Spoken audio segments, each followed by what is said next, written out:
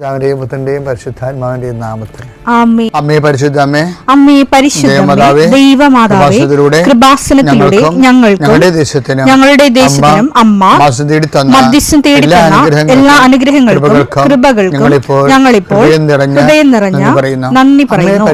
അമ്മേ പരിശുദ്ധമേ, ദൈവമാതാവേ, 2004 ഡിസംബർ 7 ഉച്ചകഴിഞ്ഞ് 2:30 കൃപാസനത്തിൽ സംഭവിച്ച അമ്മയുടെ പ്രത്യക്ഷപ്പെടലിനെ കുറിച്ച് തിരുസഭയ്ക്ക് സമർപ്പിച്ചിരിക്കുന്ന പഠനരേഖകളുടെ സഭാത്മകമായ പഠനം ആരംഭിക്കുവാൻ ഞങ്ങൾ പ്രാർത്ഥിക്കുന്നു. അമ്മേ പരിശുദ്ധമേ, ഭൂസ്വർലോകങ്ങളുടെ രാജ്ഞിയായ അങ്ങേയ്ക്ക് ഭൗമസംരക്ഷണത്തിനായി പ്രപഞ്ചപ്രകൃതിയെ തന്നെ തിരുസഭ പ്രതിഷ്ഠിക്കുവാൻ ഈ പ്രത്യക്ഷീകരണം വഴി ഇടയാക്കണമേ. പരിശുദ്ധമേ, ജപമാല മാതാവേ, സകല കൃപാസനത്തോടും ചേർത്ത് ഞങ്ങളിപ്പോൾ പ്രാർത്ഥിക്കുന്ന ഈ കുടുംബത്തിന്റെ പ്രത്യേക നിയോഗം മക്കളെ, അമ്മയുടെ പ്രത്യക്ഷീകരണത്തിന്റെ ഈ അനുഗ്രഹവേളയിൽ ഞങ്ങൾക്ക് സാധിച്ചു തരുവാൻ കനിയണമേ. ആമേൻ. വിശ്വാസ പ്രമാണം. സർവശക്തനായ പിതാവും ആകാശത്തിന്റെയും ഭൂമിയുടെയും സൃഷ്ടാവുമായ ദൈവത്തിൽ ഞാൻ വിശ്വസിക്കുന്നു. അവിടുത്തെ ഏകപുത്രനും ഞങ്ങളുടെ കർത്താവുമായ ഈശോ മിശിഹായിലും ഞാൻ വിശ്വസിക്കുന്നു. ഈ പുത്രൻ പരിശുദ്ധാത്മാവിനാൽ ഗർഭസ്ഥനായി കന്യകാമറിയത്തിൽ നിന്ന് പിറന്ന് പൊന്തിയോസ് പീലാത്തോസിന്റെ കാലത്ത് പീഡകൾ സഹിച്ച് കുരിശിൽ തറയ്ക്കപ്പെട്ട് മരിച്ച് അടക്കപ്പെട്ട് പാതാളങ്ങളിൽ ഇറങ്ങി മരിച്ചവരുടെ ഇടയിൽ നിന്ന് 3-ാം നാൾ ഉയർത്ത് സ്വർഗത്തിലേക്ക് എഴുന്നള്ളി സർവശക്തിയുള്ള പിതാവായ ദൈവത്തിന്റെ വലതുഭാഗത്തിരിക്കുന്നു. അവിടെ നിന്ന് ജീവിക്കുന്നവരെയും മരിച്ചവരെയും വിധിക്കുവാൻ വരുമെന്നും ഞാൻ വിശ്വസിക്കുന്നു. പരിശുദ്ധാത്മാവിലും ഞാൻ വിശ്വസിക്കുന്നു. വിശുദ്ധ കത്തോലിക്കാ സഭയിലും പുണ്യവാന്മാരുടെ ഐക്യത്തിലും പാപങ്ങളുടെ മോചനത്തിലും ശരീരത്തിന്റെ ഉയർപ്പിലും നിത്യമായ ജീവിതത്തിലും ഞാൻ വിശ്വസിക്കുന്നു. ആമേൻ. സ്വർഗ്ഗസ്ഥനായ ഞങ്ങളുടെ പിതാവേ, അങ്ങയുടെ നാമം പൂജിതമാകണമേ. അങ്ങയുടെ രാജ്യം വരണമേ. അങ്ങയുടെ തിരുമനസ് സ്വർഗത്തിലെ പോലെ ഭൂമിയിലും ആകണമേ. അന്നു വേണ്ടുന്ന ആഹാരം ഇന്ന് ഞങ്ങൾക്ക് തരണമേ. ഞങ്ങളോട് തെറ്റ് ചെയ്യുന്നവരോട് ഞങ്ങൾ ക്ഷമിക്കുന്നത് പോലെ ഞങ്ങളുടെ തെറ്റുകൾ ഞങ്ങളോടും ക്ഷമിക്കണമേ. ഞങ്ങളെ പ്രലോഭനത്തിൽ ഉൾപ്പെടുത്തരുതേ, തിന്മയിൽ ഞങ്ങൾ രക്ഷിക്കണമേ. ആമേൻ. നന്മ നിറഞ്ഞ മറിയമേ, സ്വസ്തി. കർത്താവ് അങ്ങയുടെ കൂടെ സ്ത്രീകളിൽ അങ്ങ് അനുഗ്രഹിക്കപ്പെട്ടവളാകുന്നു. അങ്ങയുടെ ഉദരത്തിൻ ഫലമായി ഈശോ അനുഗ്രഹിക്കപ്പെട്ടവനാകുന്നു. പരിശുദ്ധ മറിയമേ, തമ്പുരാന്റെ അമ്മേ, പാപികളായ ഞങ്ങൾക്ക് വേണ്ടി ഇപ്പോഴും ഞങ്ങളുടെ മരണസമയത്തും തമ്പുരാനോട് അപേക്ഷിക്കണമേ. ആമേൻ. എന്റെ കർത്താവിന്റെ ഉന്നതമായ നാമത്തിൽ സഭയുടെ അധികാരത്തിൽ കുരിശിന്റെ അടയാളത്തിൽ ദൈവത്തിന്റെ ശക്തിയാൽ ഞാൻ മക്കളെ ഈശോ നാമത്തെ ആശീർവദിക്കുന്നു. നിങ്ങളുടെ ഇന്നത്തെ ദിവസത്തെ യാത്രയെ ആശീർവദിക്കുന്നു. നിങ്ങളുടെ സംസാരങ്ങളെ ആശീർവദിക്കുന്നു. നിങ്ങൾ എഴുതി കൊടുക്കുന്ന വിഷയങ്ങളെ ആശീർവദിക്കുന്നു. നിങ്ങൾ വഹിച്ചുകൊണ്ട് പോകുന്ന മൊബൈല്, അതിലൂടെ നിങ്ങൾ സംസാരിക്കാൻ പോകുന്നത്, നിങ്ങൾ കേൾക്കുന്ന സംസാരങ്ങൾ, കൊടുക്കേണ്ട മറുപടികൾ എല്ലാം ആശീർവദിക്കുന്നു. നിങ്ങൾ കൈമാറുന്ന രേഖകൾ, വാങ്ങിക്കുന്ന രേഖകൾ, കാത്തിരിക്കുന്ന രേഖകൾ, നിങ്ങൾ പ്രതീക്ഷിക്കുന്ന ഡേറ്റുകൾ കർത്താവിൻ്റെ നാമത്തിൽ ആശീർവദിക്കുന്നു. നീ കടന്നു പോകുന്ന വാഹനങ്ങൾ, സഞ്ചരിക്കുന്ന വാഹനങ്ങൾ, പ്രൈവറ്റായാലും പബ്ലിക്കായാലും, നീ തിരിച്ച് വീട്ടിലെത്തുന്നവരെ ഒരു അപകടം ഉണ്ടാകാതിരിക്കാൻ വേണ്ടി നിന്റെ യാത്രകളെ ആശീർവദിക്കുന്നു. ദൈവവേദലെ, നീ വിഷമിക്കുന്ന വിഷയങ്ങൾ, സങ്കടപ്പെടുന്ന കാര്യങ്ങൾ, ഏത് വിഷയത്തിന് വേണ്ടിയാണ് നീ വേദനിക്കണത്, അതെല്ലാം മാതാവ് ഏറ്റെടുക്കുന്നതിന് വേണ്ടി 40 വർഷം ഞാൻ അർപ്പിച്ച കൃപാനയുടെ യോഗ്യതയാൽ കൃപാസന അൾത്താരെ ജീവനോടെ പ്രത്യക്ഷപ്പെട്ട മാതാവിന്റെ മധ്യസ്ഥത്താൽ നിന്റെ കണ്ണീനിരുകളെ ഏറ്റെടുക്കുകയും നിന്നെ ആശ്വസിപ്പിക്കുകയും സാക്ഷ്യം പറയാൻ നിന്നെ ബലിഷ്ഠമാക്കുകയും ചെയ്യട്ടെ. നിത്യം പിതാവും പുത്രനും പരിശുദ്ധാത്മാവിനെ. എൻ്റെ പ്രിയപ്പെട്ടവരെ, നമ്മൾ നോൻപ് പകുതി കഴിഞ്ഞ് നിൽക്കുകയാണ്. ഈ പീഡാനുഭവ കാലങ്ങളിലേക്ക് പതുക്കെ പ്രവേശിക്കുകയാണ്. ആത്മാവുകൊണ്ടും മനസ്സുകൊണ്ടും നമ്മളെ ഒത്തിരി കഥാപാത്രങ്ങളെ ഇവിടെ കണ്ടുമുട്ടുന്നുണ്ട് പീഡാനുഭവകാലത്തിൽ. അതിൽ എൻ്റെ ശ്രദ്ധയെ വല്ലാതെ പിടിച്ചു പറ്റിയിരിക്കുന്ന ഒരാളാണ് ക്ലോഡിയ. ക്ലോഡിയ ആരാണ്? ഗവർണർ പീലാത്തോസിൻ്റെ വൈഫാണ്. കർത്താവിനെ യഹൂദന്മാർ പിടിച്ച രാത്രിയിൽ ക്ലോഡിയയ്ക്ക് ഒരു ദർശനം ഉണ്ടാകും. കർത്താവിനെ വിസ്തരിക്കുന്നതിൻ്റെ സമയത്ത് ക്ലോഡിയ ആ ദർശനത്തെ സംശയിക്കാതെ ആ സ്വപ്നത്തിൽ ദൈവപദ്ധതി വിവേചിച്ച് മനസ്സിലാക്കിയിട്ട് റഷ് ചെയ്ത് വന്ന് പീലാത്തോസിനോട് പറയും, അത് നീതിമാനായ മനുഷ്യനാണ്, ആ നീതിമാനായ മനുഷ്യൻ്റെ മേൽ കൈവെക്കരുത് എനിക്ക് അദ്ദേഹം മൂലം സ്വപ്നത്തിലേറെ ക്ലേശമുണ്ടായിരുന്നു. അതായത് ഇങ്ങനെ പറയാൻ കാരണം വെച്ചാൽ അത് ഒന്ന്, ഇന്ന് ആൾക്കാരെ തള്ളിക്കളയണല്ല. അതെനിക്ക് തോന്നിയായിരിക്കും. ഇന്നും ദൈവം മനുഷ്യനോട് സ്വപ്നത്തിലൂടെയും ദർശനങ്ങളിലൂടെയും ഇൻസിഡൻസിലൂടെയും ഇത് മാത്രം കമ്മ്യൂണിക്കേഷനാണ് വരണത്. നമ്മൾ കമ്മ്യൂണിക്കേഷൻ്റെ പ്രശ്നം വെച്ച് കഴിഞ്ഞാൽ, കമ്മ്യൂണിക്കേഷൻ ഒന്നോ രണ്ടോ തള്ളിയാൽ പിന്നെ ആ വ്യക്തിയോട് ദൈവം കമ്മ്യൂണിക്കേഷനിലൂടെ സംസാരിക്കത്തില്ല. കാര്യം കമ്മ്യൂണിക്കേഷൻ സ്വീകരിക്കണമെങ്കിൽ ഒരു വിശ്വാസ നിലവാരം ഉണ്ടാകണം. നിലവാരം മാത്രമല്ല, ഒരു ദൈവസ്നേഹ നിലവാരം ഉണ്ടാകണം. അതായത് ആദ്യകാലം, ഇപ്പം ഞാനിപ്പോഴും ഓർക്കുന്നുണ്ടേ, എനിക്ക് 2ാം ക്ലാസ്സിൽ വെച്ച് ഭയങ്കര പനി വന്നു. അപ്പോൾ ഞാനാണെങ്കിൽ രാത്രി കിടക്കാൻ നേരത്താണ് പനി കൂടിയത്. രാവിലെയൊക്കെ എനിക്ക് നല്ല പനി ഉണ്ട്. ഞാൻ ഇപ്പോൾ ഓർക്കുന്നുണ്ട്, കുഞ്ഞുനാളെ കാര്യങ്ങളൊക്കെ ഞാൻ ശരിക്കും ഓർക്കുന്ന ആളാണ്. അപ്പോൾ ഞാൻ അപ്പനോട് പറയാം, എന്തുണ്ടായാലും ഞാൻ അപ്പനോട് പറയും, അപ്പ പാടില്ല എന്ന് പറയും. അപ്പം ഞങ്ങളുടെ നാട്ടിലാണെങ്കിൽ അന്നൊക്കെ ആശുപത്രി ഒന്നുമില്ല. പിന്നെ ആശുപത്രി പോകണമെങ്കിൽ ഒരു വള്ളക്കാരനെ വിളിക്കണം. വള്ളവും പിന്നെ അന്നൊക്കെ ആൾക്കാർ എന്തെങ്കിലും ക്ഷീണം കൂടുമ്പോൾ വള്ളവും ആളും പിടിക്കാനേ പറയത്തുള്ളൂ. ഇന്നിപ്പോൾ വണ്ടി പിടിക്കാനല്ല പറയണത്. ഞങ്ങളുടെ നാട്ടിൽ വള്ളവും, കാരണം മുഴുവൻ തോടുകളാണ്, റോഡില്ല താനും. അപ്പോൾ ആൾക്കാർ വള്ളത്തിലാണ് പോകണം. അപ്പോൾ ഇതൊക്കെ ഭയങ്കര പണിയാണ്. ചിലപ്പോഴും വള്ളത്തിൽ പോയി കുത്തി പകുതിയാകുമ്പോൾ തന്നെ ആൾ മരിച്ചിട്ട് വള്ളം തിരിച്ചു തന്നെ കാണാം. ഓരോരോ കാലം, ആ കാലമൊക്കെ നോക്കുമ്പോൾ എന്തുമാത്രം മാറി നമ്മൾ. അപ്പം ഞാൻ അപ്പനോട്, ഞാൻ കിടന്നു പോയി, തീരാത്ത അവസ്ഥയായിപ്പോയി, പൊങ്ങാത്ത അവസ്ഥയായിപ്പോയി. അപ്പോൾ രാത്രി ഒരു സംഭവം ഉണ്ടായി. രാത്രി ഒരു പുറത്തൊരു മനുഷ്യൻ വന്ന് എൻ്റെ തലയിട്ട് ചവിട്ടി. കുതിര കൊണ്ട് 2-3 ചവിട്ടിയാണ് കൊണ്ട്. അപ്പോൾ ഞാൻ പേടിച്ച് എഴുന്നേറ്റ്. എന്നിട്ട് ഞാൻ കിടന്ന്. പക്ഷെ രാവിലെ എഴുന്നേറ്റപ്പോൾ പനിയൊന്നുമില്ല. അപ്പം ഞാൻ അപ്പനോട് പറഞ്ഞ, അപ്പാ ഇന്നലെ കുതിരപ്പുറത്തൊരാൾ വന്നായിരുന്നു, ആ കുതിര കൊണ്ട് അയാൾ എന്നെ ചവിട്ടിയെന്ന് പറഞ്ഞു. അപ്പോൾ അപ്പൻ കണ്ണ് നിറഞ്ഞ പോലെ എന്നെ നോക്കി.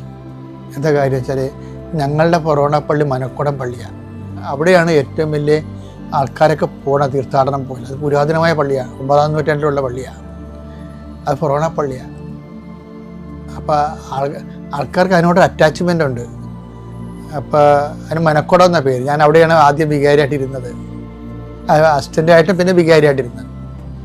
അപ്പോൾ ആ പള്ളിയിൽ പുണ്യാളനുള്ളത് ഗീവരസ് പുണ്യാളനാണ്. അപ്പം അപ്പൻ എന്തെങ്കിലും പ്രശ്നം ഉണ്ടെങ്കിൽ അക്കാലങ്ങളിലൊക്കെ ഏറ്റവും അടുത്തത് അതാണ്.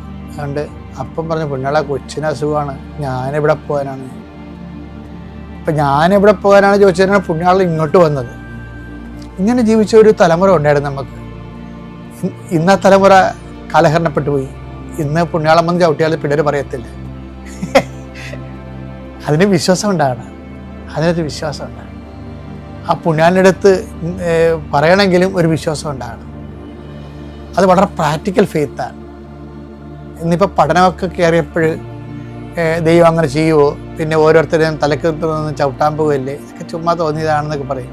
അങ്ങനെ പറയണത് നല്ലതാണ്. എന്താ വെച്ച് കഴിഞ്ഞാൽ അത്രയും ആൾക്കാരെ ദൈവത്തിന് മാറ്റാനില്ല. പിന്നെ അതായത് ഹൃദയശുദ്ധി ഉള്ളവർ ദൈവത്തെ കാണുമെന്നേ പറയണം. അതുകൊണ്ട് എനിക്ക് പറയണത്, അവഗണിക്കരുത് ദൈവിക കാര്യം. ക്ലോഡിയ അതിൻ്റെ അകത്ത് ഏറ്റവും ബെസ്റ്റ് ആളാണ്. മത്തായി 27:19 മാത്രമല്ല അവൻ ന്യായാസനത്തിൽ ഉപവിഷ്ടനായിരിക്കുമ്പോൾ പിലാത്തോസ് ന്യായാസനത്തിൽ ഉപവിഷ്ടനായിരിക്കുമ്പോൾ അവന്റെ ഭാര്യ അവന്റെ അടുത്തേക്ക് ആളയച്ചറിയിച്ചു. ആ നീതിമാന്റെ കാര്യത്തിൽ ഇടപെടരുത്. അവൻ മൂലം സ്വപ്നത്തിൽ ഞാൻ ഇന്ന് വളരെയേറെ ക്ലേശിച്ചു. അപ്പൊ ക്ലോഡിയ സ്വപ്നം വിശ്വസിച്ചു, പക്ഷെ പീലാത്തോസും വിശ്വസിച്ചു. പക്ഷെ അധികാരം ആക്രാന്തവും കാരണം അദ്ദേഹം ഒരു വല്ലാത്ത അവസ്ഥയിലായി പോയി. അതുകൊണ്ട് എന്ത് ചെയ്ത്, ക്ലോഡിയ പറഞ്ഞ വാക്കുകൾ കേട്ടു, ജനം പറഞ്ഞ വാക്കുകൾ കേട്ടു, രണ്ടും കേട്ടു.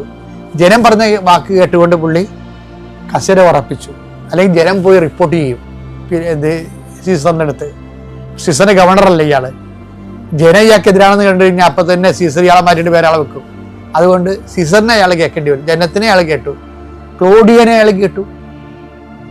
എന്താ അതുകൊണ്ടാണ് കൈ കഴുകണത്. പിലാത്തോസ് കൈ കഴുകാൻ കാര്യം എന്താ? ക്ലോഡിയ പറഞ്ഞിട്ടാ. ഈ മനുഷ്യൻ നീതിമാനാണെന്ന് പറഞ്ഞു. അതാണ് അയാൾ പറയുന്നത്, ഈ നീതിമാന്റെ രക്തത്തിൽ എനിക്ക് പങ്കില്ല. മത്തായി 27:24 അവനെ ക്രൂശിക്കുക, ബഹളം വർദ്ധിക്കുന്നതല്ലാതെ പ്രയോജനമൊന്നും ഉണ്ടാവുന്നില്ലെന്ന് മനസ്സിലാക്കിയ പീലാത്തോസ്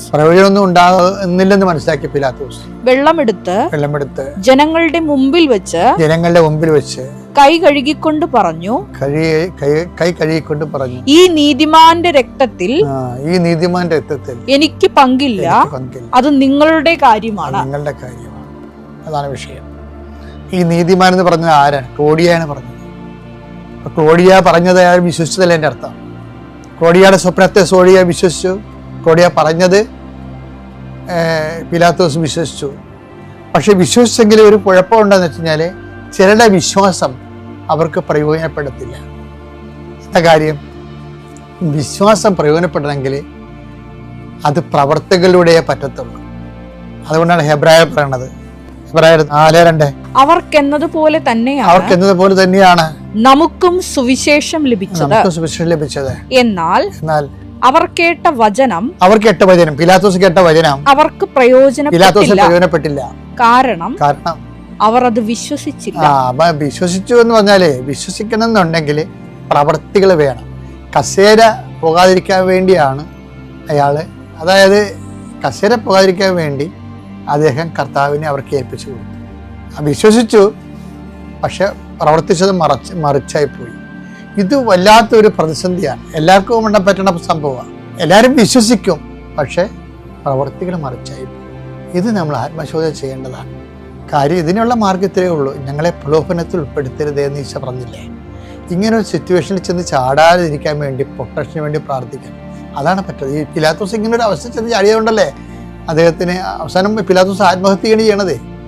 പിലാത്തോസ് ചരിത്രം അവസാനിക്കുന്നത് ആത്മഹത്യ ചെയ്യുന്നു എന്നാണ്. സങ്കടകരമായൊരു അവസ്ഥയാണത്. അയാളുടെ മനസ്സിൻ്റെ ഉള്ളിൽ നന്മകൾ ഉണ്ടായിരുന്ന മനുഷ്യനാണ്, പക്ഷേ ആത്മഹത്യ ചെയ്യേണ്ടി വന്നു, പ്രൊട്ടക്ഷൻ പോയി. നിങ്ങളുടെ ഹൃദയത്തെയും ചിന്തയെയും കർത്താവായ യേശു ക്രിസ്തുവിനെ സമർപ്പിക്കേണ്ട സമയമാണ്. കാര്യം ദൈവം കാത്തുകൊള്ളേണ്ട ഏറ്റവും പ്രധാനപ്പെട്ട 2 ഫാക്കൽറ്റി ഹൃദയവും ചിന്തയുമാണ്. അവിടെ നിന്നാണ് എല്ലാ ഉയർച്ചയും ഉണ്ടാകുന്നത്, മനുഷ്യന് എല്ലാ തകർച്ചയും സംഭവിക്കുന്നതും അവിടെ നിന്നാണ്. അതുകൊണ്ടാണ് ഈശോ പറഞ്ഞത്, എപ്പോഴും സന്തോഷത്തോടെ ഇരിക്കണം, ഇടതടവില്ലാതെ പ്രാർത്ഥിക്കണം, എല്ലാ കാര്യവും കൃതജ്ഞത പ്രകാശിപ്പിക്കണം. അപ്പോഴേ അവിടുന്ന് നിങ്ങളുടെ ഹൃദയത്തെയും ചിന്തയെയും കർത്താവായ യേശു ക്രിസ്തുവിൽ കാത്തുകൊള്ളും, സംരക്ഷിക്കേണ്ട, പ്രൊട്ടക്ട് ചെയ്തു പ്രാർത്ഥിക്കുക. കർത്താവേ, ഫിലിപ്പിയർ 4:6 പ്രാർത്ഥിക്കുന്ന ഞങ്ങളുടെ ഹൃദയവും ചിന്തയും വിശുദ്ധ രക്തത്താൽ യേശുവിന്റെ രക്തത്താൽ ഇപ്പോൾ കഴുകണമേ. ഞങ്ങളുടെ ചിന്തയും ഹൃദയവും ഈ ധ്യാനം ഉൾക്കൊള്ളുന്നതിന് അത് പ്രകാരം സാക്ഷിയായി ജീവിക്കുന്നതിന് ഞങ്ങളെ അഭിഷേകം. ഫിലിപ്പിയർ 4:6 തിരുവചനങ്ങൾ. അപ്പോൾ നമ്മുടെ എല്ലാ ധാരണകളെയും, അതായത് 6 തുടങ്ങുന്നതാണ്, ഒന്നിനെക്കുറിച്ച് ഉത്കണ്ഠരാകേണ്ട പ്രാർത്ഥനയിലൂടെയും അപേക്ഷയിലൂടെയും കൃതജ്ഞതാസ്വസ്ഥങ്ങളിലൂടെയും നിങ്ങളുടെ യാചനകൾ ദൈവത്തിരുസന്നിധിയെ സമർപ്പിക്കുവാൻ. അതിനാണ് നമ്മളെ ആരാധന നടത്തുന്നത്. എന്തൊക്കെയാണ്? ഉത്കണ്ഠപ്പെടാതിരിക്കാൻ. ഇപ്പോൾ നമുക്ക് സാധാരണ വരുന്നത് പ്രാർത്ഥനയ്ക്ക് ഇപ്പോൾ കമ്പ്യൂട്ടറിന് വൈറസ് പോലെയാണ് പ്രാർത്ഥനയ്ക്ക് ഉത്കണ്ഠ. ആൾക്കാർ പ്രാർത്ഥിക്കും, പക്ഷെ അതിൻ്റെ കൂടെ ഉത്കണ്ഠപ്പെടുകയും ചെയ്യും. എപ്പോഴാണ് നിങ്ങളുടെ പ്രാർത്ഥനയ്ക്ക് ഉത്കണ്ഠയുടെ കണ്ടൻറ്റ് കുറഞ്ഞിരിക്കുന്നത്, അപ്പോൾ ഈ വിശ്വാസം കൺവേർട്ടായിട്ട് തക്ക വിശ്വാസത്തിലേക്കും കൈമാറും. വിശ്വാസം പല വിശ്വാസമുണ്ടല്ല. നമുക്ക് വേണ്ടത് തക്ക വിശ്വാസമാണ്. തക്ക വിശ്വാസം എന്ന് പറഞ്ഞാൽ മതിയായ വിശ്വാസം. ബൈബിൾ അങ്ങനെ കുറേ വാക്കുകൾ ഉപയോഗിക്കുന്നുണ്ട്. ചേർന്ന ഇണ, തക്ക വിശ്വാസം. ദാറ്റ് മീൻസ് അതിൻ്റെ കറസ്പോണ്ടിങ് ആയിട്ടുള്ള അതിൻ്റെ തനത് വിശ്വാസമാണ്. നമുക്കിപ്പോൾ വിശ്വാസമുണ്ട്, ഇല്ലേ? ഉണ്ട്. പക്ഷേ പ്രാർത്ഥിക്കുമ്പോൾ ഉത്കണ്ഠയും വരുന്നുണ്ട്. നമ്മൾ അല്ലേ ഓരോ കാര്യങ്ങൾ പരീക്ഷയ്ക്ക് വേണ്ടി പ്രാർത്ഥിക്കുന്നു, എന്നാലും നമ്മൾ ഇടയ്ക്ക് ജയിക്കുക, കരകയറി പോരുക. പ്രാർത്ഥന ഒരേ സമയം അതിൻ്റെ ഉള്ളിൽ തന്നെ ഡയലൂട്ടായി പോകും. എന്താണ്? ഉത്കണ്ഠകൾ കയറിയിട്ട്. അതുകൊണ്ടാണ് ഫിലിപ്പിയർ 4:6 പറയണത്. എന്താ പറയണത്? ഒന്നിനെക്കുറിച്ചും ആകുലരാകേണ്ട പ്രാർത്ഥനയിലൂടെയും അപേക്ഷകളിലൂടെയും കൃതജ്ഞതാസ്തോത്രങ്ങളോടെയും നിങ്ങളുടെ യാചനകൾ ദൈവസന്നിധിയിൽ അർപ്പിക്കുവിൻ. അപ്പോൾ വെറുതെ അർപ്പിക്കാൻ പറ്റത്തില്ല. എന്ത് ചെയ്യണം? ഈ ഉത്കണ്ഠ മാറ്റിയിട്ട് അർപ്പിക്കണം. ഈ ഉത്കണ്ഠ മാറ്റിയിട്ട് അർപ്പിക്കണമെങ്കിൽ എന്ത് ചെയ്യണം? ഇതിനാണ് തക്ക വിശ്വാസം എന്ന് പറയുന്നത്. 14:9 പൗലോസ് പ്രസംഗിക്കുന്ന അവർ കേട്ടു. പൗലോസിന്റെ പ്രസംഗം കേട്ടു. പൗലോസ് അവനെ സൂക്ഷിച്ചു നോക്കി. ഒരു ജന്മന മുടന്തൻ്റെ സ്റ്റോറിയാണ് ഇത്. ജന്മന ആ മനുഷ്യന് മുടന്താണ്. പക്ഷെ ഓർക്കണം, ജന്മന അന്ധനുണ്ട്, ജന്മന മുടന്തനുണ്ട്, ജന്മന പാവപ്പെട്ടവനുണ്ട്, ജന്മന രോഗിയുണ്ട്, എവർ സോബിന് ഈ ജന്മന ഉള്ള ആൾക്കാരുണ്ട്. പക്ഷേ നമ്മൾ ജനിച്ചത് ഈ ഒരു സിറ്റുവേഷനിലാണ്. ആ സിറ്റുവേഷൻ ഇങ്ങനെ തുടരുകയാണ്. അതാണ് ജന്മന എന്ന് പറയുന്നത്. അതാണ് 14:9 എന്താ പറയണത്? നമുക്ക് ജന്മന എന്ത് വിഷയം ഉണ്ടെങ്കിലും ചിലപ്പോൾ ജന്മന ബുദ്ധി കുറവുള്ള ആൾക്കാരുണ്ടാവും. ഇപ്പോൾ എനിക്കൊക്കെ ശരിക്കും ബുദ്ധി ഐക്യ കുറഞ്ഞ ഒരാളാണ്. കാരണം എൻ്റെ മാർക്ക് നോക്കുമ്പോൾ ഞാൻ രക്ഷപ്പെട്ടത് കഠിനാധ്വാനം ചെയ്ത ഈ ഡോക്ടറേറ്റ് വാങ്ങിച്ചതും അതുപോലെ തന്നെ സെൻട്രൽ ഗവൺമെൻറ് സീനിയർ ഫെലോഷിപ്പ് തന്നതും എൻസൈക്ലോപ്പീഡിയ എഴുതിയതും ഡയറക്ടറി എഴുതിയതും ഡിക്ഷണറി എഴുതിയതും കേരള സാഹിത്യ അക്കാദമി അവാർഡ് തന്നതൊക്കെ എൻ്റെ ബുദ്ധി കൊണ്ടല്ല. പിന്നെ എന്താണ്? കർത്താവ് തന്ന മിനിമം കൊണ്ട് ഞാൻ ശരിക്കും രാത്രി 1 മണി 3 മണി വരെയൊക്കെ വർഷങ്ങൾ 4 നൂറ്റാണ്ടെങ്കിലും വർക്ക് ചെയ്തിട്ടുണ്ട്. അപ്പോൾ എപ്പോഴും കഠിനാധ്വാനം ദൈവം ഒരു അനുഗ്രഹമാണ്. കഠിനാധ്വാനം എന്ന് പറയുന്നത് എന്താണ്? അത് അനുഗ്രഹമാണ്. ആദ്യം കൊടുത്ത അനുഗ്രഹത്തിൽ ജനറ്റിക്കൽ ബ്ലെസ്സിങ്സിലുള്ളതാണ്. നെറ്റിയിലെ വേർപ്പ് കൊണ്ട്. അത് ചില ആൾക്കാർ ശാപമായിട്ടാണ് അത് കൺവേർട്ട് ചെയ്തിരിക്കണോ. കഠിനാധ്വാനം എന്ന് പറഞ്ഞത് നമുക്ക് ഈശോ പറഞ്ഞില്ലേ, ഒരുത്തന് ഞാൻ 1 താലന്ത് കൊടുത്ത്, ഒരുത്തന് 2 കൊടുത്തു, ഒരുത്തന് 5 കൊടുത്തു. 5 കൊടുത്തതിനോട് ചോദിച്ചു, നീ എന്ത് ചെയ്തു? അപ്പോൾ പറഞ്ഞ്, ഞാനത് 5 കൂടി നേടിയിട്ടുണ്ട്, കൊള്ളാം, ഉത്തമനും വിശ്വസ്തനുമായ ദാസ, നിനക്ക് 5 നഗരങ്ങളുടെ മേൽ ഞാൻ നിന്നെ അധികാരിയാക്കും എന്ന് വെച്ച് കഴിഞ്ഞാൽ എന്താണ്? അവൻ കഠിനാധ്വാനം ചെയ്ത്. ആ 1 താലന്ത് കൊടുത്ത കക്ഷി ഒന്നും ചെയ്തില്ല. അയാളെന്നാ ചെയ്തു? അയാൾ അതുകൊണ്ട് കുഴിച്ചിട്ടു. അപ്പോൾ കഠിനാധ്വാനം എന്ന് പറയണത് അത് ഒരു ബ്ലെസ്സിങ്സാണ്. ദൈവം തന്ന അനുഗ്രഹത്തെ ഇരട്ടിപ്പിക്കാനുള്ള. പ്രാർത്ഥിച്ച്, കർത്താവേ നീ തന്ന താലന്തുകളെ, ബുദ്ധിയെ, ഓർമ്മശക്തിയെ കഠിനാധ്വാനം കൊണ്ട് ഇരട്ടിപ്പിക്കുവാൻ എന്റെ ഹൃദയത്തെയും ഫിലിപ്പിയർ 4:7 പറയുന്ന ഹൃദയത്തെയും ചിന്തയെയും കഠിനാധ്വാനത്തിനായി ഇച്ഛാശക്തി നൽകാൻ എന്റെ ശരീരത്തെ പ്രാപ്തമാക്കാൻ ഉണർവുണ്ടാകാൻ ആത്മാവിനാൽ അഭിഷേകം ചെയ്യണം.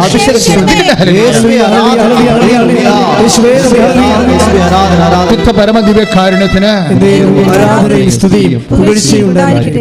പരിശുദ്ധ പരമദിവ്യകാരുണ്യത്തിന്. സോ അവർ സബ്ജക്റ്റ് ഈസ് തക്ക സമയം, തക്ക വിശ്വാസം. അതാണ് അങ്ങനെയാണ് അവസാനം വന്നത് അല്ലേ? പരിശുദ്ധാത്മാവിൻ്റെ വെളിപാട് തക്ക വിശ്വാസം. നമുക്ക് കുറേ അധികം വിഷമങ്ങൾ, ഭാരങ്ങൾ, രോഗങ്ങളുണ്ടാവും. പക്ഷേ ഇതിന് കറസ്പോണ്ടിങ് ഫെയ്ത്ത്, അതിൻ്റെ തക്ക വിശ്വാസം ആണ് ഇതിനെ നീതീകരിക്കുന്നത്. എപ്പോഴും നമ്മുടെ വിശ്വാസത്തിൽ എപ്പോഴും നിർമ്മാണ പ്രവർത്തനം നടക്കേണ്ട സ്ഥലമാണ്. എപ്പോഴും വികസന പ്രവർത്തനം നടക്കേണ്ട ഒരു രംഗമാണ് നമ്മുടെ വിശ്വാസം. പക്ഷേ നമ്മൾ സാധാരണഗതിയിൽ പണ്ടത്തെ വിശ്വാസമൊക്കെ അങ്ങനെ അത് മെയിൻറ്റെയിൻ ചെയ്ത് പോകണമെന്നല്ല, അതിന് നിർമ്മാണ പ്രവർത്തനങ്ങൾ നടക്കാറില്ല. കാര്യം ഇതിന് അപ്ഡേഷൻ വരണം എപ്പോഴും. നമ്മുടെ അറ്റ്ലീസ്റ്റ് നമ്മുടെ ക്രൊണോളജിക്കൽ ഇയറുമായിട്ട് ഫെയ്ത്ത് ഇയർ ടാലിയായി പോകണം. എന്ന് വെച്ച് കഴിഞ്ഞാൽ നമുക്ക് 30 വയസ്സുണ്ടെങ്കിൽ you must have faith of 30 years. നമുക്ക് 30 വയസ്സിൻ്റെ വിശ്വാസം ഉണ്ടാകണം. നിർഭാഗ്യവശാൽ നമ്മൾ പലപ്പോഴും ഉണ്ടാകുന്നത് 14 വയസ്സിൻ്റെയൊക്കെ വിശ്വാസമാണ്. അതുകൊണ്ട് ഞാൻ എപ്പോഴും ഇത് മെയിൻറ്റെയിൻ ചെയ്യാൻ പറയും. കാര്യം ഇത് അപ്ഡേറ്റ് ചെയ്യാൻ പറയും. തക്ക വിശ്വാസം മുടന്തനെ കണ്ടില്ലേ? 14:9 അച്ഛൻ വായിച്ചില്ലേ? അതായത് നടപടി പുസ്തകമാണ്. പൗലോസ് പ്രസംഗിച്ചുകൊണ്ടിരിക്കുകയാണ്. അപ്പോൾ ജന്മനാ മുടന്തനായ ഒരു മനുഷ്യൻ, അതെനിക്ക് ഭയങ്കരമായിട്ട് ഇഷ്ടപ്പെട്ടു. ഇപ്പോൾ ഇഷ്ടപ്പെട്ടതാണ് കേട്ടോ, പണ്ട് ഇഷ്ടപ്പെടല്ല. ഇപ്പോൾ പരിശുദ്ധാത്മ പറയുന്നു ജന്മനായുള്ളതാണ് ഇവിടെ ശ്രദ്ധിക്കേണ്ടതെന്ന്. ജന്മനായുള്ളത് ദൈവം ഇടപെടുന്ന ഒരു രംഗമാണത്. ജന്മനാ നിനക്ക് ബുദ്ധി കുറവായിരിക്കാൻ ചിലപ്പോൾ. നമുക്കറിയാമല്ലോ, ഈ വലിയ റാങ്കൊക്കെ വാങ്ങിക്കുന്ന ആൾക്കാരല്ലേ, they are not actually intelligent. അത്ര ഇൻ്റലിജൻ്റ് അല്ല അവർ. But they have a capacity to remember it. അവർക്ക് എന്നാ ഉണ്ട്? അവർക്ക് മെമ്മറി ഉണ്ട്. മെമ്മറിയാണ് പ്രോബ്ലം. അത് നമ്മൾ അധികം നമ്മൾ ഈ പ്രെയർ ഇൻവെസ്റ്റ് ചെയ്യാത്തൊരു രംഗമാണ് നമ്മുടെ മെമ്മറി. അതുകൊണ്ടാണ് ഈ ഫിലിപ്പിയർ 4:6 പറയണത്, നിങ്ങളുടെ ചിന്തകളെയും നിങ്ങളുടെ ഉത്കണ്ഠകളെ കർത്താവിനെ ഏൽപ്പിക്കുക, അപ്പോൾ നിങ്ങളുടെ ചിന്തകളെയും ഹൃദയത്തെയും. അപ്പോൾ ബുദ്ധി, അതായത് ബുദ്ധിയെയും തലച്ചോറിനെയും ഹൃദയത്തെയും. അപ്പോൾ തലച്ചോറിൽ വരുന്നത് ബുദ്ധി മാത്രമല്ല, മെമ്മറി കൂടിയുണ്ട്. നിങ്ങൾ തലച്ചോറിലൊന്ന് കൈവച്ച് ഇങ്ങനെ തലയൊന്ന് കൈവച്ച് മെമ്മറിക്ക് വേണ്ടി പ്രാർത്ഥിച്ച്, കർത്താവായ ദൈവമേ, ഞങ്ങളുടെ ബുദ്ധിയിലെ ഓർമ്മശക്തിയെ അങ്ങ് ഉദ്ദീപിക്കണമേ, ഓർമ്മശക്തിയെ അങ്ങ് ഉദ്ദീപിക്കണമേ, ബുദ്ധിയെ അങ്ങ് തെളിക്കണമേ. ഇനി ഹൃദയത്തെ കൈവച്ച്, കർത്താവേ, ഞങ്ങളുടെ ഹൃദയത്തെ അങ്ങ് സംരക്ഷിക്കണമേ. ഞങ്ങളുടെ തിരുമുറിവാർന്ന കരത്താൽ അങ്ങ് ഹൃദയത്തെ അങ്ങ് പൊതിയണമേ. യേശുവിന്റെ നാമത്തിൽ ഹൃദയം ശക്തി പ്രാപിക്കട്ടെ. ഹൃദയാഘാതമുള്ളവരെ, ഉത്കണ്ഠയുള്ളവരെ, ഹൃദയത്തിന് ഭാരമുള്ളവരെ, ഹൃദയത്തിന് ഭാരങ്ങൾ താങ്ങാൻ പറ്റാത്തവരെ യേശുവിന്റെ നാമത്തിൽ ശക്തി ധരിക്കട്ടെ. യേശുവിന്റെ നാമത്തിൽ ശക്തി ധരിക്കട്ടെ. ഇപ്പോഴും നമ്മൾ ടാർഗറ്റ് ചെയ്യണത് എന്താണ്? നമുക്ക് എന്നാ വിഷമങ്ങളുണ്ടോ, രോഗങ്ങളുണ്ടോ, അല്ലെങ്കിൽ നമ്മളുടെ സാമ്പത്തിക കടമാണോ, അല്ലെങ്കിൽ വീടില്ലേ, അല്ലെങ്കിൽ വീട്ടിലോട്ട് വഴിയില്ലേ, ഇതിനേക്കാൾ നമ്മൾ ശ്രദ്ധിക്കേണ്ടത് എന്താണ്? ഇതൊക്കെ നേടാൻ പറ്റിയ തക്ക വിശ്വാസമുണ്ടോ എന്നാണ്. അപ്പോൾ നമ്മൾ വർക്ക് ചെയ്യേണ്ടത് എവിടെയാണ്? വീടില്ലേ വഴിയില്ലേ എന്ന് പറഞ്ഞ് കരഞ്ഞുകൂവി നടക്കാതെ മര്യാദയ്ക്ക് തക്ക വിശ്വാസം അപ്ഡേറ്റ് ചെയ്യാൻ പ്രാർത്ഥിക്കണം. അതാണ് എൻ്റെ മെയിൻ സംഭവം. അതാണ് നടപടി പുസ്തകത്തിൻ്റെ 14:9. എന്താണ്? സുഖം പ്രാപിക്കാൻ തക്ക വിശ്വാസം. വിശ്വാസമല്ല, വിശ്വാസത്തെ ദൈവം പലതായിട്ട് തിരിക്കുന്നുണ്ട്. അല്പവിശ്വാസി സംശയിച്ചത് എന്തിന് എന്ന് ഈശോ ചോദിക്കണില്ലേ? അല്പവിശ്വാസം കടലിന് മീതെ നടന്നു വരുന്നില്ലേ പത്രോസ്? അപ്പോൾ മുങ്ങിപ്പോണില്ലേ? അപ്പോൾ എന്ത് ഈശോ ചോദിക്കണത്? കടലിൻ്റെ മീതെ നടക്കാനുള്ള തക്ക വിശ്വാസം ആ മനുഷ്യനില്ല. അതാണ് പ്രശ്നം. അതുകൊണ്ട് ഈശോ എന്നാ ചോദിക്കാമെന്ന് അറിയാമോ? നിങ്ങൾ ഒരു ഗോപുരം പണിയാൻ നേരത്തെ അതിൻ്റെ വാനം വെട്ടിക്കഴിഞ്ഞിട്ട് അത് പണി ആരംഭിച്ചിട്ട് ഇട്ട് കളയരുത് ഇടയ്ക്ക് വെച്ച്. എന്താണ് ഇത്?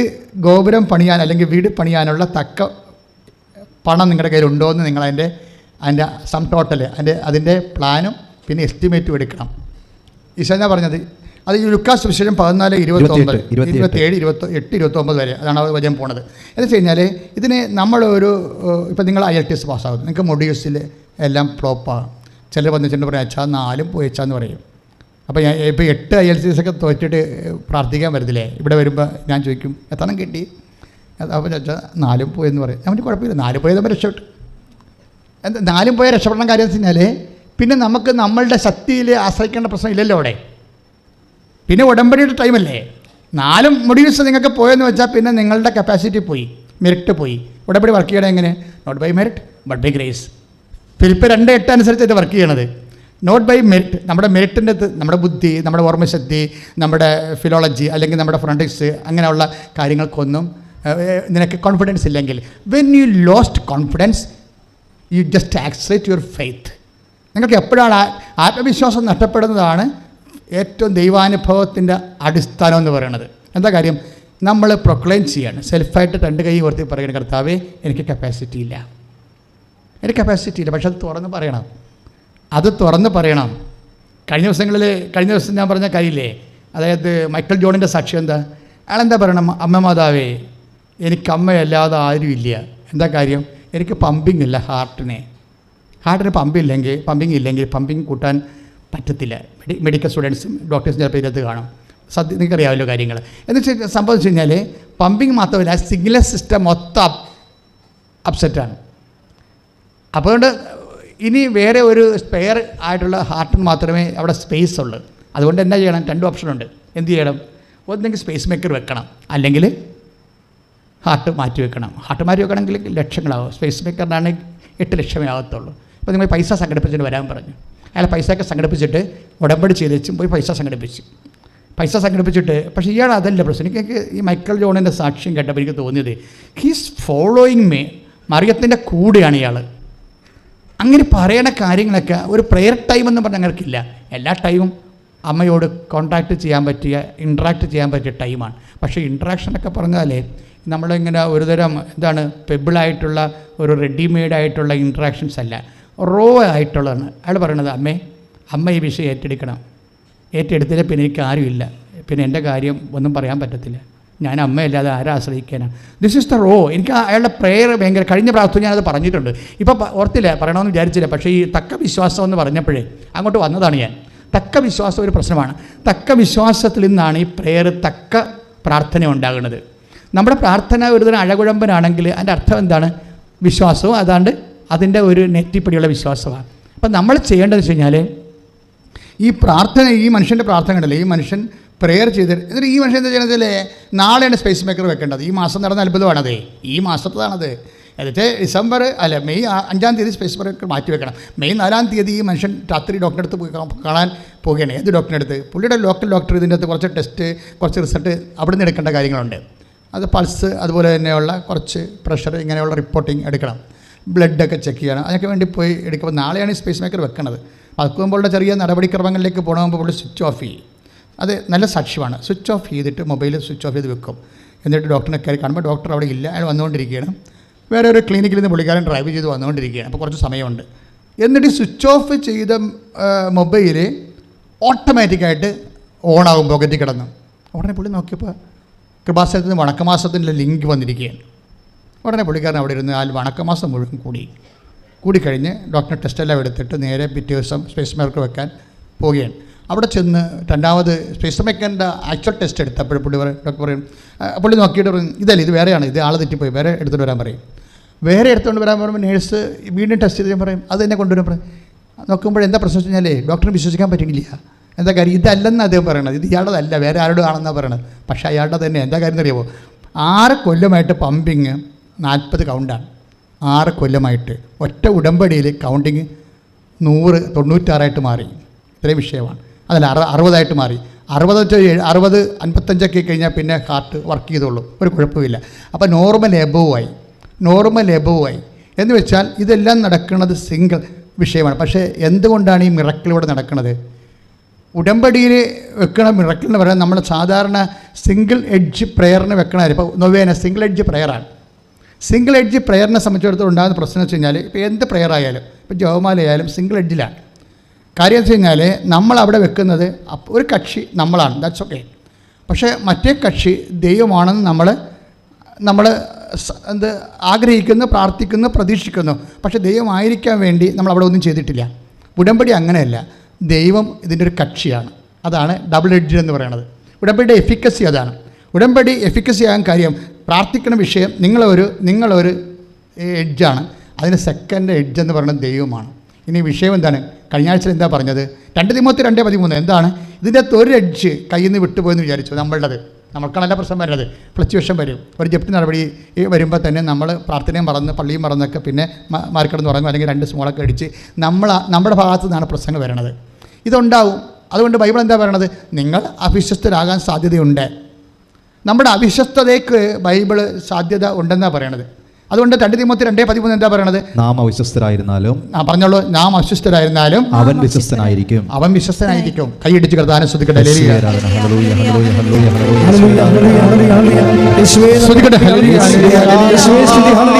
എന്നാ വിഷയം എന്ന് പറയണത്? ഇതിൻ്റെ ഒരു എഡ്ജ് നമ്മളാണ്. നമ്മുടെ കയ്യിൽ നിന്ന് ചിലപ്പോൾ ആരോഗ്യ പ്രശ്നമോ വീട്ടിലെ കലപിലയോ പല പ്രശ്നങ്ങളായിരിക്കുമല്ലോ മനുഷ്യന് കയറി വരാൻ പോകുന്നത്. സാമ്പത്തിക വിഷയം ഉണ്ടാകുമ്പോഴായിരിക്കും ചിലപ്പോൾ മക്കളെ ആരെങ്കിലുമായിട്ട് ലൈനടിയാണെന്ന് നമ്മൾ കേൾക്കുന്നത്. അപ്പോൾ കൂടി 2 കൂടി ആകുമ്പോൾ തകർന്നു പോകും മനുഷ്യർ. മനഃപൂർവ്വം അല്ലെങ്കിലും ചില സമയത്ത് പ്രാർത്ഥനയ്ക്കെതിരെ ഉഴപ്പൊക്കെ മാന്യമൊക്കെ വരാൻ സാധ്യതയുണ്ട് അല്ലേ? 1, 2, 3, 4 എന്ന് പറഞ്ഞ വിഷയങ്ങൾ കയറി വരുമ്പോൾ. അപ്പം അങ്ങനെ വരുമ്പോൾ ആകസ്മികമായിട്ടുള്ള വിഷയങ്ങൾ വരുന്നത്. എൻ്റെ മക്കളെ ഒരു കാര്യം ശ്രദ്ധിക്കണം.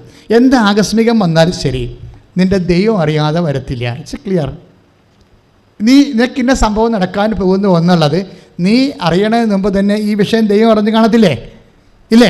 നീ ഇപ്പോഴാണ് അറിഞ്ഞത്, ദാറ്റ്സ് ഓക്കെ. പക്ഷെ നീ പ്രെയർ ചെയ്യുന്ന വ്യക്തിയാണ്. എല്ലാം കർത്താവിനോട് ഡിസ്കസ് ചെയ്തിട്ട് ഈശോയുടെ വചനം അനുസരിച്ചാണ് മുന്നോട്ട് പോണത് എങ്കിൽ എന്താ സംഭവിക്കണത്? അതായത് അങ്ങനെ വരുമ്പോൾ ആകസ്മികമൊന്നും ഒന്നും നമ്മുടെ ജീവിതത്തിലില്ല.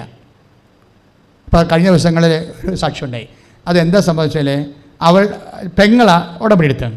അപ്പോൾ ആങ്ങളെ വണ്ടി ഇടിച്ചപ്പോൾ ഉടനെ കൂട്ടുകാരത്തി വണ്ടി ഇടിച്ച് കിടക്കുന്ന ആളെ കണ്ടപ്പോൾ ആൾക്കാർ എടുത്ത് പോലീസ് വണ്ടി വന്ന് കൊണ്ടുപോകണുണ്ട്. ഇത് കണ്ടപ്പോൾ എൻ്റെ കൂട്ടുകാരത്തിൻ്റെ ആങ്ങളെപ്പോലെ ഇരിക്കണമല്ല എന്ന് വിചാരിച്ചുകൊണ്ട് ഇവൾ കൂട്ടുകാരത്തെ വിളിച്ച് പറഞ്ഞു, എടീ എന്തോ കുഴപ്പമുണ്ടോ, നിൻ്റെ ആങ്ങളെ വണ്ടി ഇടിച്ച് ഇപ്പോൾ ആംബുലൻസിൽ കൊണ്ടുപോകണം. ഉടനെ എടുത്ത വായിക്ക് ഇവൾ പറയുന്ന വാക്കാണ്, അവന് ഒരു കുഴപ്പവും ഉണ്ടാകത്തില്ല. കാര്യം എന്താണെന്നറിയാമോ? അവന് വേണ്ടിയാണ് ഞാൻ ഉടമ്പടി എടുത്തിരിക്കണമെന്ന്. Praise the Lord. അതാണ് അവർക്ക് എന്താ പറഞ്ഞാൽ അവൻ വെള്ളം തണ്ണിയാണ് പാർട്ടി കഴുത്ത കയറിയൊക്കെയാണ്. അങ്ങനെയാണ് പോയി വണ്ടിയെടുത്ത് ഇടിമടിച്ചത്. പക്ഷേ എങ്കിലും കൈയും കാര്യം ഒടിയത്തില്ല, അവൻ തിരിച്ചു വരുമെന്നാണ് ഇവർ പറയണത്. എന്താ കാര്യം? ഞാൻ ഉടമ്പടിയിൽ അവൻ്റെ പേര് ചേർത്തിട്ടുണ്ട്, മാതാവ് അവനെ സംരക്ഷിക്കും. That is the faith. അത് വെച്ച് കഴിഞ്ഞാൽ എന്തെങ്കിലും നമുക്കൊരു ബോധം ഉണ്ടാകണം. നമ്മളിപ്പോഴാണ് ഇത് അറിഞ്ഞത്, ദൈവം ഇത് നേരത്തെ അറിഞ്ഞിട്ടുണ്ട്. ജപ്തി നടപടി വരുന്നില്ലേ, മനസ്സിലായില്ലേ? ജപ്തി നടപടി വന്നോ, അയ്യോ എന്ന് വിട്ടു വരുമ്പോൾ നമ്മൾ ഓർക്കും, അയ്യോ ഇപ്പോൾ വരുമെന്ന് ഒരിക്കലും പ്രതീക്ഷിച്ചില്ല എന്ന് പറഞ്ഞുകൊണ്ട് നമ്മൾ, പക്ഷേ ദൈവം ഇത് കണ്ട് കാണത്തില്ലേ, പ്രതീക്ഷിച്ച് കാണത്തില്ലേ? അപ്പോൾ വിശ്വാസിയെ സംബന്ധിച്ചിടത്തോളം എൻ്റെ കർത്താവ് ഈ വിഷയം നേരത്തെ അറിഞ്ഞിട്ടുണ്ടെങ്കിൽ എൻ്റെ കർത്താവിൻ്റെ കയ്യിൽ ഇതിന് പരിഹാരമുണ്ട്. അതാണ് തക്ക വിശ്വാസം എന്ന് പറയുന്നത്. കൈയിടിച്ച് കർത്താവിനെ സ്തുതിക്കട്ടെ. തക്ക വിശ്വാസം എപ്പോഴും ഇങ്ങനെ ആക്ടിവേറ്റ് ചെയ്തുകൊണ്ടിരിക്കും. അതാണ് ഉൽപ്പത്തി 15:6 പറയുന്നത്. ഉൽപ്പത്തി 15:6 എബ്രാഹാം അവൻ്റെ വിശ്വാസത്താൽ നീതീകരിക്കപ്പെട്ടുവെന്ന്. ബൈബിള് ഉടമ്പടി ഒരു വ്യക്തിയുമായിട്ട് തുടങ്ങണമെങ്കിൽ ആദ്യം ആ വ്യക്തിക്ക് വേണ്ടത് വിശ്വാസമാണ്. എബ്രാഹുമായിട്ട് ദൈവം ഉടമ്പടി ചെയ്തായിരുന്നു. എന്നിട്ട് ആ ഉടമ്പടി പ്രകാരം തന്നെയാണ് ദൈവം അവന് കുഞ്ഞിനെ കൊടുത്തതും അവന് ചൂണ്ടിക്കാണിക്കുന്ന ദേശം കൊടുത്തതും എല്ലാ കാര്യങ്ങളും. പക്ഷെ അത് എങ്ങനെയാണ് സംഭവിച്ചത്? ബൈബിൾ പറയും 15:6 ഉൽപ്പത്തി പുസ്തകം. അവൻ വിശ്വസിച്ചു അവിടുന്ന് അതവന് നീതീകരണമായി കണക്കാക്കി. അവന്റെ ഭാഗത്തു നിന്നുള്ള ഈടുവെപ്പാണത്, അവന്റെ ഡെപ്പോസിറ്റാണ്. നമ്മുടെ ഡെപ്പോസിറ്റ് എന്ന് പറയുന്നത് എന്താണ്? ഈ തക്ക വിശ്വാസമാണ്. പറഞ്ഞ് മനസ്സിലായില്ലേ? നമ്മുടെ ഡെപ്പോസിറ്റ് എന്ന് പറയുന്നത് ദൈവത്തിൻ്റെ സന്നിധിയിൽ നമുക്ക് വിശ്വാസം ഉണ്ടായാൽ, അപ്പോൾ അത് ഇന്ന ആൾക്ക് വേണമെന്ന് നിർബന്ധമില്ല, അതിന് ക്രിസ്ത്യാനി ആകണമെന്ന് വരെ നിർബന്ധമില്ല. ഇപ്പം ഞാൻ സ്ഥാനപ്പെട്ട് കൂദാശകളെല്ലാം സ്വീകരിച്ച് വരുന്നവർക്ക് കൂദാശകളുടെ ഗുണങ്ങളും അതിൻ്റെ കറസ്പോണ്ടിങ് കൃപകളും നിത്യത വരെയുള്ള ഓഹരി അവകാശമൊക്കെ ഉണ്ടാകും. പക്ഷേ എങ്കിലും ഒരു ഭൗതിക ആനുകൂല്യം, ഒരു സന്ധിപ്പ്, ഒരു സമാധാനം, ഒരു ഇമ്മീഡിയറ്റ് ആയിട്ടുള്ള ദൈവത്തിൻ്റെ ഇടപെടൽ നിങ്ങളുടെ ജീവിതത്തിൽ ഉണ്ടാകണമെങ്കിൽ you need not be a Christian. Even നീ ഒരു ക്രിസ്ത്യാനി പോലും ആകണം നിർബന്ധമില്ല. കഴിഞ്ഞ ദിവസങ്ങളൊരു സാക്ഷി ഉണ്ടായി. അവരുടെ പേര് ബിന്ദു പത്മദാസ്. ബിന്ദു നല്ല സാക്ഷ്യമാണ്, ഇട്ടിട്ടുണ്ടത്. ഇന്നലെ ഇട്ടപ്പോൾ തന്നെ ചുമ്മാ വെട്ടിച്ചില് പോലെ കയറാൻ തുടങ്ങി. വൈകുന്നേരമാണ് സാക്ഷി വിട്ടത്. ഞാൻ രാത്രി 2 മണിക്ക് എഴുന്നേരം നോക്കിയപ്പോൾ 15,000 അപ്പോൾ എന്തൊരു കയറ്റമാണ് കയറണത്. അങ്ങനെ കയറത്തില്ല. സാറിന് നമ്മൾ 5 മണിക്ക് ഇടുന്ന സാക്ഷ്യം, 6 മണിക്ക് ഇടുന്ന സാക്ഷ്യം ഞാൻ സാധാരണ 2 മണിക്ക് എഴുന്നേൽക്കപ്പോഴും പ്രാർത്ഥിക്കുകയും ചെയ്യും, പിന്നെയും കിടക്കും.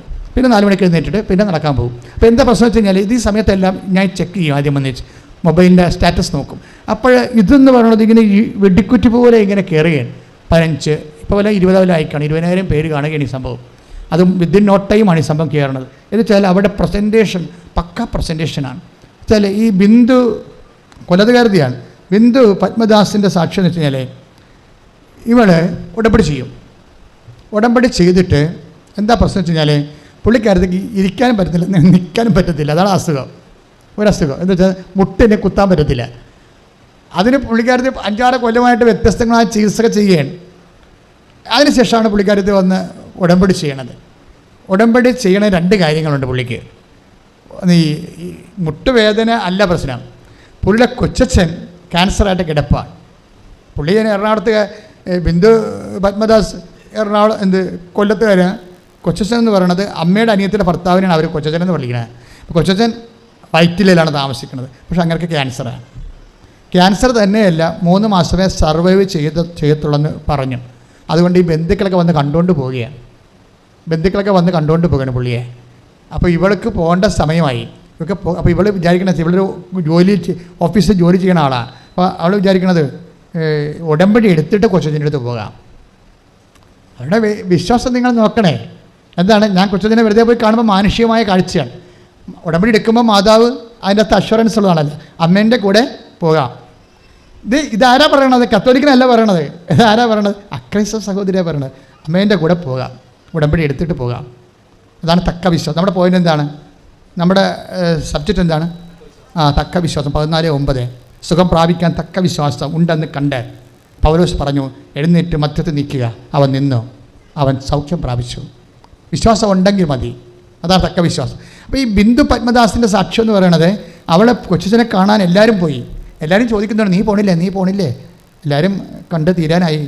കൊച്ചച്ഛൻ നിന്നെ തിരക്കത്തില്ല. കാര്യം കൊച്ചച്ഛൻ എന്ന് പറയുമ്പോൾ അമ്മയുടെ അനിയത്തിയുടെ ഭർത്താവാണെങ്കിലും ഇവളെ മകളെപ്പോലെയും അനിയത്തിനെ പോലെയും കൊണ്ടുനടന്നതാണ്. അപ്പോൾ അതുകൊണ്ട് ഇവളെ പ്രതീക്ഷിക്കും. ഇനി ആ മനുഷ്യനും എണ്ണിയ ദിവസങ്ങളേ ഉള്ളൂ. അപ്പോൾ ഇവളുടെ മനസ്സിൽ പറഞ്ഞത് അമ്മനെയും കൊണ്ടുപോകാം, അല്ല വെറുതെ കൈയും വീശി ആൾക്കാരെ പോലെ കണ്ടുപോകുന്നിട്ട് എന്ത് കാര്യമാണ്. അങ്ങനെ മുട്ടിൻ്റെ വേദനയും കൊച്ചച്ഛൻ്റെ ക്യാൻസറും എല്ലാം കൂടി ആണ് ഇവൾ വന്ന് ഉടമ്പടി വെക്കണത്. ഉടമ്പടി വെച്ചിട്ട് പോയിട്ട്, പക്ഷേ ഉടമ്പടി വെക്കുമ്പോൾ തന്നെയുണ്ടല്ലോ ഇവർക്ക് ഇവളുടെ ലെവൽ അങ്ങോട്ട് മാറും, ഫെയ്ത്ത് ലെവൽ മാറും. ഈ ഉടമ്പടിയുടെ കറസ്പോണ്ടിങ് ഫെയ്ത്ത് ലെവലുണ്ട്. നിങ്ങളിങ്ങനെ വായിട്ട് നോക്കിയൊക്കെ വന്ന് ഉടമ്പടി വെച്ചിട്ടാണ് ഈ സംഭവം നടക്കുന്നത്. ഉടമ്പടിയിലേക്കാണ് വരുന്നത്. ഞാനൊരു കക്ഷി, ദൈവം ഒരു കക്ഷി, and mother is our irresistible interceptor. അമ്മ ഇവിടെ ആർക്കും പ്രതിരോധിക്കാൻ പറ്റാത്ത മധ്യസ്ഥ പ്രാർത്ഥനയാണ്. ലോകത്തിനൊന്നും ചെയ്യാൻ പറ്റത്തില്ല. ഈശോയ്ക്ക് പോലും അമ്മയുടെ മധ്യസ്ഥത്തിൽ അമ്മ പറയണ പോലെ ചെയ്യേണ്ടി വന്നു. എന്താ കാര്യം? It is her capacity. അവിടെ കപ്പാസിറ്റിയാണ്. എന്താണ് അവിടെ കപ്പാസിറ്റി എന്ന് പറയുന്നത്? ആ പുത്രനായ ദൈവത്തിൻ്റെ അമ്മയാണ്, പരിശുദ്ധാത്മാവിൻ്റെ പ്രിയ ബന്ധുവാണ്. ഇത്രയും കപ്പാസിറ്റി ഇല്ല. തൃത്വിക ദൈവത്തിന് ഇത്രയും കപ്പാസിറ്റി ഉള്ള ആരുമില്ല. She alone. അമ്മ മാത്രമേ ഉള്ളൂ. അമ്മയുടെ കപ്പാസിറ്റി അതാണ്. അതുകൊണ്ടാണ് എൻ്റെ സമയം ഇനിയും സമാഗതമായിട്ടില്ലല്ലോ എന്ന് യേശു പറഞ്ഞെങ്കിലും അമ്മയ്ക്ക് പരിശുദ്ധാത്മാവിൻ്റെ പ്രിയ ബന്ധുവല്ലേ. അമ്മയുടെ ആത്മാവും ആ പരിശുദ്ധാത്മാവും തമ്മിലുള്ള സംയോജിക്കത്തിലല്ല ദൈവിക രഹസ്യങ്ങൾ പറയണത്. അപ്പം ആ കർത്താവിനോട് സംയോജിക്കുന്നവൻ അവനോടുകൂടി ഏക ആത്മാവായി തീരുന്നു. 1 കൊരിന്ത്യൻസ് 6:17 ഏറ്റുപറഞ്ഞ കർത്താവുമായി സംയോജിക്കുന്നവൻ അവിടുത്തോട് കൂടെ ഏകാത്മാവായി തീരുന്നു. അതാണ് മറിയത്തിൻ്റെ കപ്പാസിറ്റി എന്ന് പറയുന്നത്. എന്താണ്? 1 കൊരിന്ത്യൻസ് 6:17 എന്താണത്? ഒന്ന് ഏറ്റുപറഞ്ഞ്, കർത്താവുമായി സംയോജിക്കുന്നവൻ അവനോട് കൂടെ ഏകാത്മാവായി തീരുന്നു. അപ്പൊ പരിശുദ്ധാത്മാവിന്റെ കൂടെ നിരന്തരം ജീവിക്കുന്ന കാരണം മറിയത്തിൻ്റെ ആത്മാവും പരിശുദ്ധാത്മാവും ഐക്യപ്പെട്ട് കഴിയുമ്പോൾ ഏകാത്മാവായി തീരും. അപ്പോൾ എന്നാ സംഭവിക്കണത്? ഞങ്ങളാകട്ടെ യേശുക്രിസ്തുവിൻ്റെ മനസ്സറിയുന്നു. 2:16 1 കൊരിന്ത്യൻസ് 2:16 സ്തുതികട്ടെ ഹല്ലേലൂയ.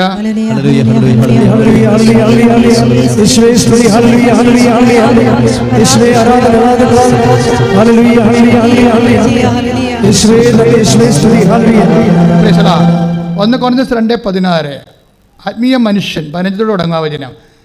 ആത്മീയ മനുഷ്യൻ ഏറ്റു പറഞ്ഞ്, എല്ലാ കാര്യങ്ങളും വിവേചിച്ചറിയുന്നു, അവനെ വിധിക്കുവാൻ ആർക്ക് കഴിയും? അപ്പൊ അമ്മ ആത്മീയ മനുഷ്യനാണ്. കാര്യം എന്താണ്? She is full of grace. മലാഖ് തന്നെ സല്യൂട്ട് ചെയ്യുമ്പോൾ എന്താ പറയണത്? Hail Mary full of grace, കൃപ നിറഞ്ഞവളെ സ്വസ്തി. ആത്മീയ മനുഷ്യനാണ്. ആത്മീയ മനുഷ്യന്റെ വിഷയം എന്താണ് ആത്മീയ മനുഷ്യൻ? 1 കൊരിന്ത്യൻസ് 2:16 എന്ന് പറഞ്ഞ ആത്മീയ മനുഷ്യൻ 2:15 കേട്ടോ. ആത്മീയ മനുഷ്യൻ എല്ലാ കാര്യങ്ങളും വിവേചിച്ചറിയുന്നു. This is what exactly happen in the annunciation. മംഗളവാർത്ത സംഭവിച്ചതും അത് തന്നെയാണ് കാനായിൽ 2:3 സംഭവിച്ചതും. എന്താ കാര്യം? അമ്മ ആത്മാവിനെ വിവേചിച്ചു. ആത്മീയ മനുഷ്യൻ 1 കൊരിന്ത്യൻസ് 2:15 അനുസരിച്ചുകൊണ്ട് എല്ലാ കാര്യങ്ങളും വിവേചിക്കുന്നു. അമ്മ എന്താ? എനിക്കും നിനക്കും എന്താ? എൻ്റെ സമയം ഇനിയും സമാഗതമായിട്ടില്ലല്ലോ എന്നല്ലേ അമ്മയോട് പറയണത്. പക്ഷേ ആത്മീയ മനുഷ്യൻ എന്ത് ചെയ്യും? അത് വിവേചിക്കും. സമയമായില്ലെങ്കിൽ ആ സമയത്തെ ആക്കിയെടുക്കാൻ എന്താണ് മാർഗം? അവൻ പറയണത് പോലെ ചെയ്യുക. എന്ന് പറഞ്ഞാൽ എന്താണ്? എന്ത് തീർന്നു പോയാലും അതിൻ്റെ പ്രതിവിധി അവൻ പറയണ പോലെയാണ് ചെയ്യേണ്ടത്. ഇപ്പം ഉദ്യോഗം തീർന്നു പോയി, ജോലി പോയി അച്ഛാന്ന് പറയാൻ എൻ്റെ അടുക്ക. ഞാൻ പറയും, നീ അവൻ പറഞ്ഞ പോലെ ചെയ്തോ, ജോലി തിരിച്ച് ഈ കമ്പനിയെ കൊണ്ട് തന്നെ തിരിച്ചു വിളിപ്പിക്കും. ചില ആൾക്കാർ വന്ന് സങ്കടത്തിൽ പറയും, അച്ഛാ എന്നെ അവിടുന്ന് ടെർമിനേറ്റ് ചെയ്തെന്ന് പറയും. അപ്പോൾ ഞാൻ ചിരിക്കും. അപ്പോൾ അവൻ്റെ ജീവിതം പോയി, എൻ്റെ കുഞ്ഞുങ്ങളും പട്ടിണിയായി. അപ്പോൾ എനിക്ക് ചിരി വരുമ്പോൾ അച്ഛൻ എന്ത് മനുഷ്യനെന്ന് ഓർക്കും. ഞാൻ പറയും, നീ ഒന്നും ചെയ്യേണ്ട, ഈ തീർന്നു പോണ കാര്യങ്ങളൊക്കെ കൈകാര്യം ചെയ്യുന്ന ആളാണ് ഇവിടെ ഇരിക്കുന്നത്. തീർന്നു പോകണമെന്ന് ചോദിച്ചാൽ ജോലി തീർന്നു പോയി എന്ന് പറയത്തില്ലേ? ജോലി തീർന്നു പോയി, അവരുടെ പ്രോജക്റ്റ് തീർന്നെന്ന് പറയത്തില്ലേ? അപ്പോൾ ഇനി പുതിയ പ്രോജക്റ്റ് കമ്പനിക്ക് വന്നില്ലെങ്കിൽ യു ആർ ഔട്ട്. അതാണ് പറയണത്, തീർന്നു പോണ കാര്യങ്ങൾ. ഇപ്പോൾ യോഹന്നാൻ 2:3 വീഞ്ഞ് തീർന്നു പോയെന്ന് പറഞ്ഞു കഴിഞ്ഞാൽ അവരുടെ ആവശ്യങ്ങൾ നിവർത്തിയാക്കാൻ അവർക്ക് നിവർത്തിക്കേടായെന്ന അർത്ഥം. എന്തെങ്കിലും തീർന്നു പോയാൽ ബൈബിൾ ചെയ്യണ കാര്യം എന്താ? അവൻ പറഞ്ഞ പോലെ ചെയ്യണം. ഇപ്പോൾ പട്ടിണി വന്നില്ലേ, ക്ഷാമക്കാലം. ഏലിയായുടെ കാലത്ത് സെരേപ്തായിലെ വിധവയുടെ അടുത്തേക്ക് പോകാനുള്ള കാരണം എന്താ?